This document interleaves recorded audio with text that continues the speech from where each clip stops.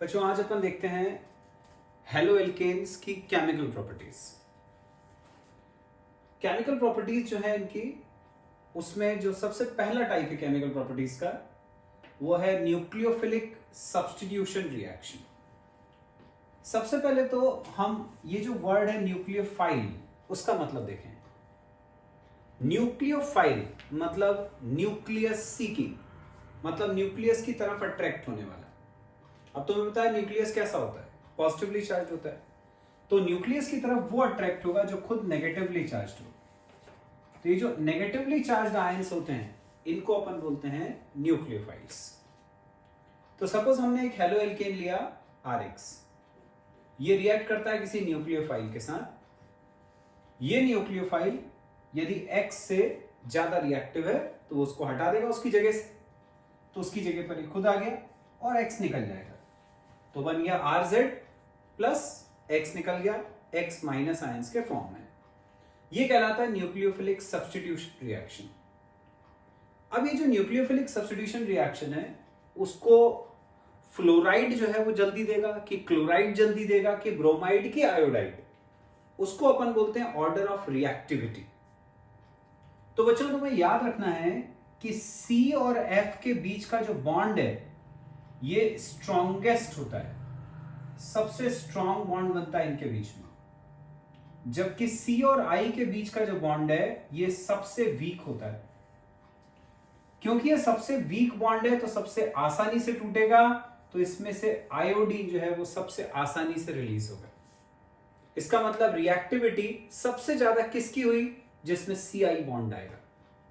इसका मतलब alkyl iodide जो होते हैं ये सबसे ज्यादा रिएक्टिव होते हैं, क्योंकि एल्काइल आयोडाइड में Ci बॉन्ड आएगा। जैसे मान लो R अपन ने ले लिया CH3, Ri का एग्जांपल बता रहा हूं, R ले लिया तुमने CH3, I ये है। अब CH3 में बॉन्ड कैसा होगा, C के साथ ये 3H और एक ये I।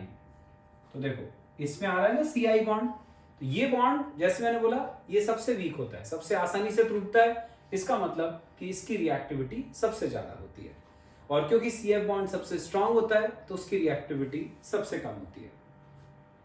अब बच्चों अपन देखते हैं मैकेनिज्म। मैकेनिज्म मतलब कि क्या स्टेप्स होती हैं, किस तरह से रिएक्शन होता है। दो तरह के मैकेनिज्म होते हैं इसमें, एक होता है SN1, एक होता है SN2। SN1 का फुल फॉर्म, SN1 मतलब nucleophilic substitution reaction of order 1। Nucleophilic substitution क्या होता है वो तो बता दिया, ऑर्डर का मतलब क्या होता है वो बताता हूं। देखो यदि कोई रिएक्शन है A plus B gives products, हमने केमिकल काइनेटिक्स में पढ़ा हुआ है। यदि मान लो ये कोई रिएक्शन है A plus B gives products, तो हमने पढ़ा था कि रिएक्शन का जो रेट है वो रिएक्टेंट्स के कंसेंट्रेशन पे डिपेंड करता है। यहां दो रिएक्टेंट्स हैं A और B, तो रिएक्टेंट का रेट उन दोनों के कंसेंट्रेशन पे डिपेंड कर रहा है। अब यदि मान लो दोनों की पावर 1 और 1 हुई तो 1 प्लस 1 तो 2 हो जाएगा, तो फिर इसको अपन सेकेंड ऑर्डर का रिएक्शन बोलते हैं। लेकिन यदि मान लो A की पावर 1 और B की पावर 0 है, तब ऑर्डर कितना हो जाएगा, 1 प्लस 0 1, तो वो फर्स्ट ऑर्डर का रिएक्शन कहलाएगा। यहां पर भी ऐसे ही होता है, रिएक्टेंट दो होते हैं RX और Z, लेकिन जो रिएक्शन का रेट है उसके एक्सप्रेशन में RX की पावर में 1 आता है और ये जो Z माइनस है उसकी पावर में 0 आता है। मतलब यदि मैं यहां पे Z माइनस लिखूं तो ऐसा रहता है, RX की पावर 1 और Z माइनस की पावर 0। तो यदि तुम टोटल करोगे तो 1 प्लस 0 1 आएगा, इसलिए अपन बोलते हैं कि इसका ऑर्डर 1 है। ठीक है, तो क्योंकि ऑर्डर 1 होता है इसलिए अपन यहां लिखते हैं SN1। ठीक, तो ये समझ में आ गया कि 1 क्यों आता है SN के ऊपर। अब ये जो SN1 रिएक्शंस होते हैं ये दो स्टेप्स में होते हैं। स्टेप 1 में जो टर्शरी एल्काइल हैलाइड है, टर्शरी एल्काइल हैलाइड मतलब हैलोजन जिस कार्बन से जुड़ा होगा वो कार्बन 3 कार्बन से डायरेक्टली जुड़ता है। ये जो टर्शरी एल्काइल हैलाइड है ये पहले स्प्लिट होता है दो पार्ट्स में। एक तो इतना पार्ट अलग हो जाएगा ये C पॉजिटिव के साथ, Br अलग हो गया विथ नेगेटिव साइन। ये जो पूरा आयन बना इसको अपन बोलते हैं कार्बोकैटायन। अब ये जो कार्बोकेटायन यहां बन गया, अब ये रिएक्ट करता है न्यूक्लियोफाइल के साथ जो था अपना Z-। ये कार्बोकेटायन अब Z- के साथ रिएक्ट करता है और ये मिलकर बनाता है अपना फाइनल प्रोडक्ट जो ये रहा। ठीक है, तो ये होता है पूरा रिएक्शन, ये उसका मैकेनिज्म जिसको हमने नाम दिया था SN1। अब बच्चों ये जो SN1 मैकेनिज्म है, इसमें ऑर्डर ऑफ रिएक्टिविटी यदि अपन देखें, ऑर्डर ऑफ रिएक्टिविटी मतलब कौन जल्दी रिएक्ट करेगा कौन देर से। जो पहले ऑर्डर ऑफ रिएक्टिविटी मैंने बताया वो डिफरेंट हैलोजेंस के साथ था कि आयोडीन वाला जल्दी रिएक्ट करेगा कि क्लोरीन वाला। यहां पर मैं बता रहा हूं ऑर्डर ऑफ रिएक्टिविटी किस किस के बीच में, प्राइमरी, सेकेंडरी और टर्शरी के बीच में। मतलब यदि मान लो ये टर्शरी की जगह पर सेकेंडरी होता है, यदि सेकेंडरी होता मतलब Br जिस C से जुड़ता वो C डायरेक्टली 2 कार्बन से जुड़ता, ठीक है, बाकी हाइड्रोजन लग जाता है ये वाले कार्बन की जगह पर। तो ये जल्दी रिएक्ट करेगा, ये जल्दी रिएक्ट करेगा कि प्राइमरी वाला जल्दी रिएक्ट करेगा, उसका ऑर्डर ऑफ रिएक्टिविटी ऐसा होता है 3 degree greater than 2 degree is greater than 1 degree. मतलब SN1 मैकेनिज्म जो है वो सबसे ज्यादा देते हैं टर्शरी वाले कंपाउंड्स। इसीलिए मैंने यहां पे जो तुम्हें एग्जांपल दिया है वो टर्शरी का दिया है, क्योंकि टर्शरी जो है वही SN1 मैकेनिज्म सबसे ज्यादा शो करते हैं। अब सेकेंड मैकेनिज्म है बच्चों SN2 मैकेनिज्म। इसी को अपन बायोमोलिकुलर न्यूक्लियोफिलिक सब्स्टिट्यूशन भी बोलते हैं। इसमें क्या होता है, एल्काइल हैलाइड न्यूक्लियोफाइल के साथ रिएक्ट करेगा, फिर वही X निकल जाएगा, R और Z कंबाइन करके ये RZ बना देंगे। अब इसको अपन nucleophilic substitution reaction of order 2 कहते हैं। 2 ऑर्डर क्यों कहलाता है, क्योंकि इसमें जो रिएक्शन का रेट है वो सिर्फ Rx के ऊपर डिपेंड नहीं करता जैसे कि SN1 में डिपेंड कर रहा था, ये Rx के साथ साथ Z- के ऊपर भी डिपेंड करता है। तो रिएक्शन का रेट R इक्वल टू होता है K इंटू Rx का कंसेंट्रेशन इंटू Z- का कंसेंट्रेशन, दोनों पे डिपेंड करता है, इसलिए हम इसको बोलते हैं SN2 मैकेनिज्म। रिएक्शन होता कैसे है, तो ये अपन ने लिया प्राइमरी एल्काइल हैलाइड, पिछली बार हमने टर्शरी लिया था। प्राइमरी है क्योंकि हैलोजन जो C से जुड़ा है वो C या तो जुड़ना चाहिए तो एक ही कार्बन से, नहीं तो किसी से नहीं। तो ये प्राइमरी के साथ रिएक्ट करा न्यूक्लियोफाइल। अब ये दोनों जब मिलते हैं तो एक ट्रांजिशन स्टेट आती है, सीधे कंपाउंड नहीं बनता। ट्रांजिशन स्टेट मतलब एक बीच की स्टेज आती है और उसके बाद फाइनल प्रोडक्ट बनता है। तो वो बीच की स्टेज में क्या होता है, ये जो Z है वो भी इसकी तरफ अट्रैक्ट हो जाता है, तो Z C की तरफ अट्रैक्ट हो गया, तो ये एक इंटरमीडिएट कंपाउंड बन गया। ये पूरा ऐसे कैसे ही था, ये Z भी अपन ने C के साथ अटैच कर दिया। फिर फाइनल स्टेज में क्या होता है, ये जो X है वो इसमें से निकल जाता है X माइनस के फॉर्म में, और ये इतना जो है ये फाइनल प्रोडक्ट अपने को मिल जाता है ये। अब इसमें order of reactivity, order of reactivity अपन ने देखा था SN1 में टर्शरी वाले जो थे वो सबसे ज्यादा रिएक्टिव होते थे, प्राइमरी सबसे कम। इसमें उल्टा होता है, प्राइमरी का जो रिएक्टिविटी है वो इसमें सबसे ज्यादा होती है और टर्शरी की सबसे कम। प्राइमरी की सबसे ज्यादा होती है, इसीलिए मैंने इसका जो एग्जांपल दिया है वो तुम्हें प्राइमरी कंपाउंड को लेकर दिया है, जबकि मैंने SN1 में जो एग्जांपल दिया था वो टर्शरी को लेकर दिया था। तो ये कहलाता है अपना SN2 मैकेनिज्म। अब बच्चों न्यूक्लियोफिलिक सब्स्टिट्यूशन रिएक्शंस के अंदर जो पार्ट्स हैं वो देखेंगे अपन। न्यूक्लियोफिलिक सब्स्टिट्यूशन रिएक्शन अलग अलग टाइप के हैं, उसमें से पहला टाइप है रिप्लेसमेंट बाय हाइड्रोक्सिल ग्रुप। ये सभी न्यूक्लियोफिलिक सब्स्टिट्यूशन के अंदर आते हैं। अपना हेलोएल्केन RX हाइड्रोक्सिल ग्रुप से रिप्लेसमेंट होना है, मतलब उसका रिएक्शन किसी ऐसे कंपाउंड से करना है जिसके अंदर हाइड्रोक्सिल ग्रुप मतलब OH माइनस आता हो, फॉर एग्जांपल जैसे NaOH है, KOH है, इनके साथ। तो जब अपना हेलोएल्केन किसी कंपाउंड के अंदर present hydroxyl group OH minus के साथ में रिएक्ट करता है तो ये जो OH माइनस है वो X को हटा देता है, रिप्लेस कर देता है, तो बन जाता है ROH और X निकल गया, हैलाइड आयन निकल जाता है। एक एग्जांपल देखें अपन इसका। जैसे मान लो हमने लिया C2H5Br, जिसको हम क्या बोलते हैं, ब्रोमो ईथेन। ये रिएक्ट करता है मान लो KOH के साथ, पोटेशियम हाइड्रोक्साइड के साथ। तो मैंने अभी क्या बताया कि जो यहां का OH है वो इस X को हटा देता है, मतलब ये OH यहां आ जाएगा, Br निकल जाएगा K के साथ, तो ये बन जाएगा C2H5OH प्लस KBr। C2H5OH मतलब क्या हो गया, इथेनॉल, 2 कार्बन वाला एल्कोहल, तो ये इथेनॉल बन गया, KBr निकल गया। अगली प्रॉपर्टी है replacement bye alkoxy group. Alkoxy group क्या होता है, OR, इसको हम बोलते हैं एल्कोक्सी ग्रुप। ये अपना हेलो एल्केन RX किसी ऐसे कंपाउंड के साथ रिएक्ट करता है जिसके अंदर एल्कोक्सी ग्रुप आ रहा हो, तो ये जो X है वो इस R को छोड़ के निकल जाएगा X माइनस के फॉर्म में। बाकी ये जो अपना OR है वो इस R के साथ मिलकर ROR डैश मतलब ईथर बना देगा, इसको अपन ईथर बोलते हैं। एक एग्जांपल देखते हैं। जैसे मान लो हमने लिया C2H5Br और इसका रिएक्शन कराया मान लो NaOCH3 के साथ, सपोज ये OCH3 ये आ रहा है एल्कोक्सी ग्रुप इसमें, तो क्या होगा, ये Na जो है वो तो इस Br के साथ NaBr बना के निकल जाएगा।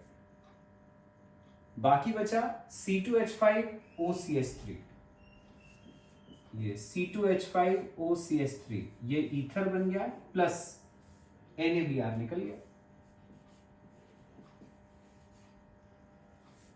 अब ये जो ईथर बना इसका नाम देखें क्या होता है। तो अपन ने IUPAC सिस्टम पढ़ा था, उसमें हमने पढ़ा था कि जो ईथर्स होते हैं ROR फॉर्म के कंपाउंड्स, इनका नाम होता है एल्कोक्सी एल्केन। एल्कोक्सी एल्केन, जिसमें एल्कोक्सी वो ग्रुप होता है विच इज स्मॉलर, जो छोटा है, जिसमें कम कार्बन है, और जिसमें ज्यादा कार्बन आते हैं उसको अपन एल्केन बोलते हैं। जैसे यहां पर 1 कार्बन है, यहां पर 2 कार्बन है, तो 1 कार्बन वाला एल्कोक्सी के फॉर्म में नाम दिया जाएगा, 2 कार्बन वाला एल्केन के फॉर्म में। तो इसका नाम क्या हो जाएगा, 1 कार्बन वाले को अपन एल्कोक्सी के फॉर्म में लिखेंगे मीथॉक्सी, और यहां 2 कार्बन है, इसको एल्केन के फॉर्म में नाम लिखेंगे तो ईथेन। तो इसका नाम हुआ मीथॉक्सी ईथेन। नेक्स्ट है न्यूक्लियोफिलिक सब्स्टिट्यूशन रिएक्शन का type, replacement by cyano group. Cyano group कौन सा होता है, CN-, इसको बोलते हैं साइनो ग्रुप। तो हेलो एल्केन रिएक्ट करता है ऐसे कंपाउंड के साथ जिसमें CN- आयन आ रहा हो, तो सिंपल रिएक्शन है, CnX को हटा देगा, रिप्लेस कर देगा, इसीलिए न्यूक्लियोफिलिक सब्स्टिट्यूशन रिएक्शन बोला हमने। तो यहां बन जाएगा RCN, X निकल जाएगा। एग्जांपल लिया अपन ने, जैसे मान लो हमने लिया CH3Cl, इसका रिएक्शन कराया KCN के साथ, तो ये K के साथ Cl निकल गया, CH3Cn जुड़ जाएगा, ये बन गया CH3Cn, KCl निकल गया। अब इसका नाम CH3Cn का नाम, तो हमने लास्ट ईयर पढ़ा है RCN, जिनमें CN ग्रुप आता है उनको अपन नाम देते हैं एल्केन नाइट्राइल के फॉर्म में। एल्केन नाइट्राइल, जिसमें एल्केन में जितने कार्बन होते हैं टोटल उतने अपन गिनते हैं। यहां पर कितने कार्बन है, 2, तो हम इसको बोलेंगे ईथेन नाइट्राइल, ये बन गया इथेन नाइट्राइल। नेक्स्ट प्रॉपर्टी है replacement with isocyanide group. Isocyanide group कौन सा होता है, साइनाइड ग्रुप होता है CN, आइसोसाइनाइड होता है NC। तो हेलो एल्केन लिया RX, एनसी ग्रुप इसमें अटैच करने के लिए हमें इसका रिएक्शन कराना है सिल्वर साइनाइड के साथ। सिल्वर साइनाइड इज AgCN, तो AgCN के साथ रिएक्ट करता है, तो फिर Ag और X निकल जाता है, बचा RNC, तो RNC बन गया प्लस AgX, ये बन गया एल्काइल आइसोसाइनाइड। एग्जाम्पल लेता हूं, मान लो हमने लिया C2H5Br, रिएक्शन कराया AgCN के साथ, तो बन गया C2H5NC प्लस AgBr।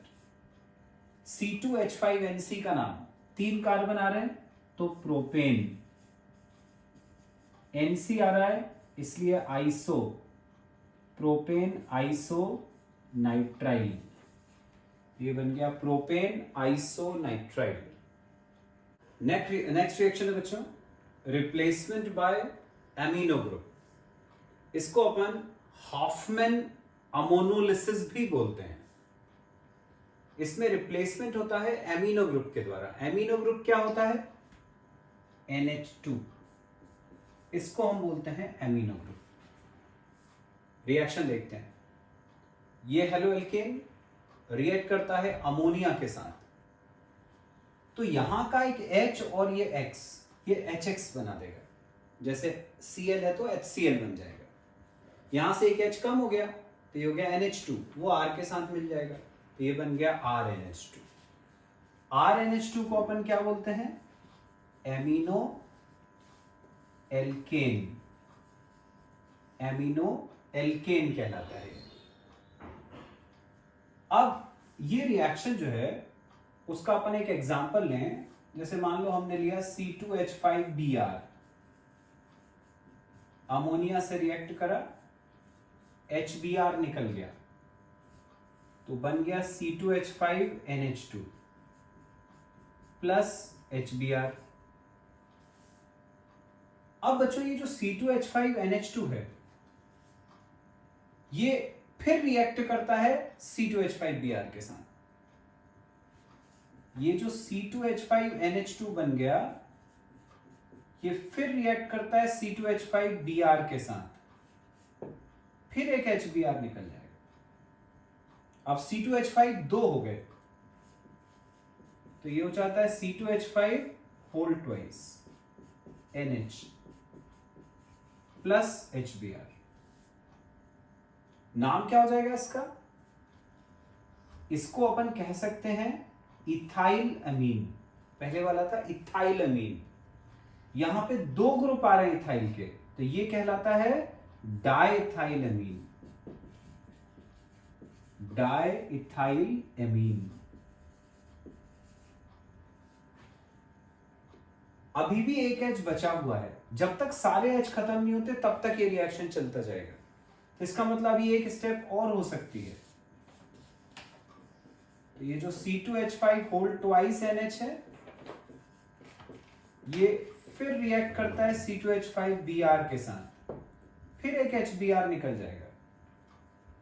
C2H5 3 हो गए, तो C2H5 whole thrice N plus HBr। अब ये इथाइल ग्रुप कितनी बार आ गया? 3 बार, तो हम इसको बोलेंगे try ethyl amine, try ethyl amine. मतलब इसके अंदर कंपाउंड बने इथाइल अमीन, डाइथाइल अमीन और ट्राइथाइल अमीन। आगे नहीं चल सकता क्योंकि H खत्म हो गए। नेक्स्ट रिएक्शन देखते हैं, replacement bye nitro group.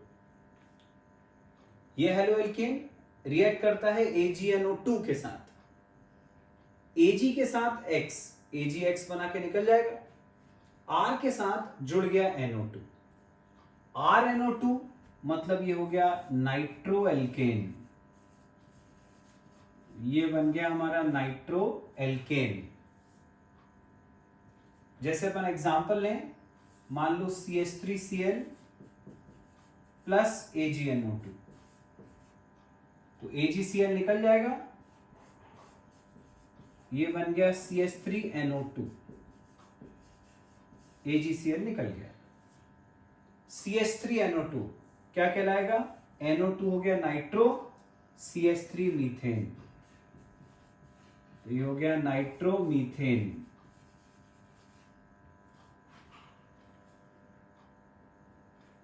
Next reaction देखते हैं, रिप्लेसमेंट बाय नाइट्राइट ग्रुप। अब नाइट्राइट क्या होता है? नाइट्रो तो होता है NO2, नाइट्राइट ग्रुप होता है ONO। ये नाइट्राइट ग्रुप होता है। इसके लिए हम हेलो एल्केन का रिएक्शन कराएंगे पोटेशियम नाइट्राइट KONO के साथ, फिर वही KX निकल जाएगा, बना RONO। RONO इसको हम बोलते हैं एल्काइल नाइट्राइट। जो भी एल्काइल ग्रुप होगा उसके साथ नाइट्राइट जुड़ जाएगा, एल्काइल नाइट्राइट। नेक्स्ट है replacement bye hydrosulphide group. Hydrosulphide मतलब SH, S सल्फर है। हेलो एल्केन रिएक्ट करता है पोटेशियम हाइड्रोजन सल्फाइड KSH के साथ, तो KX निकल जाएगा, बन गया RSH। अब RSH को देखो अपन क्या बोलते हैं, ROH है यदि, तो हम इसको बोलते हैं अल्कोहल। यदि RSH है तो ये भी अल्कोहल है लेकिन उसमें सल्फर आ रहा है, तो हम इसको बोलते हैं थायो अल्कोहल। सल्फर की वजह से थायो आ जाता है। तो ये जो RSH है ये बन गया हमारा थायो अल्कोहल। फॉर एग्जाम्पल यदि R की जगह पर C2H5 आता, C2H5SH, तो हम इसको क्या बोलेंगे? इथाइल थायो अल्कोहल।